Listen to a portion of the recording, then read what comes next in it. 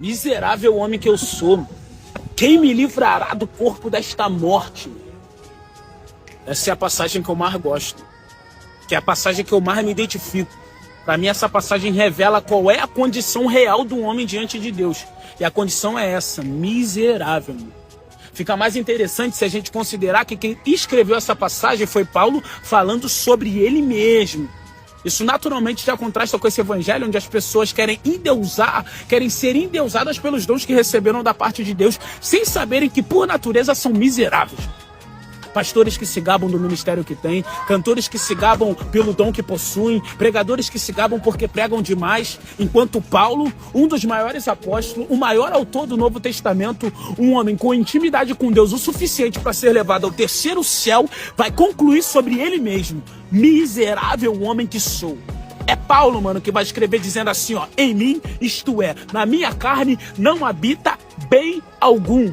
É Paulo que vai dizer em Romanos 8, a carne é inimizade contra Deus, não está sujeita à lei de Deus e nem mesmo pode estar. Ou seja, o que ele está dizendo é que por natureza eu não consigo fazer nada voluntariamente para Deus.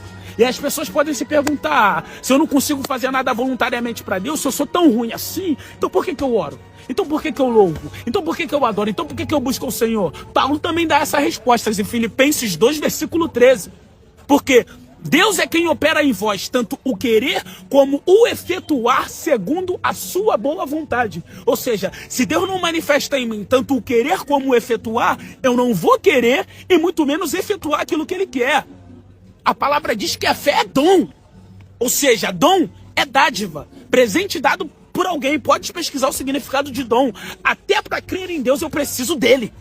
Pô, mano, miserável homem que eu sou. As pessoas acham que Jesus veio salvar pessoas mais ou menos ruins. Não, mano, Jesus veio salvar pessoas completamente ruins.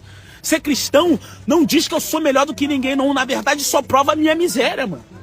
Só quem tá perdido é que procura salvação. Só quem tá em perigo é que procura por ajuda. Só quem tá doente é que procura um médico, mano.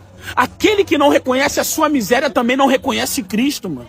Até um bebê, mano, a gente precisa ensinar a fazer o certo, porque ele naturalmente faz o errado. Essa é a natureza do homem. Ninguém ensina o bebê a meter a mão no vaso, ele vai por natureza. Ninguém ensina o bebê a comer pedra, ele come por natureza. Ninguém ensina o bebê a meter a mão na tomada, ele vai por natureza. Não pode, não faz. Miserável, mano, o homem que nós somos. Quem nos livrará do corpo desta morte? Mas graças a Deus, é assim que Paulo termina.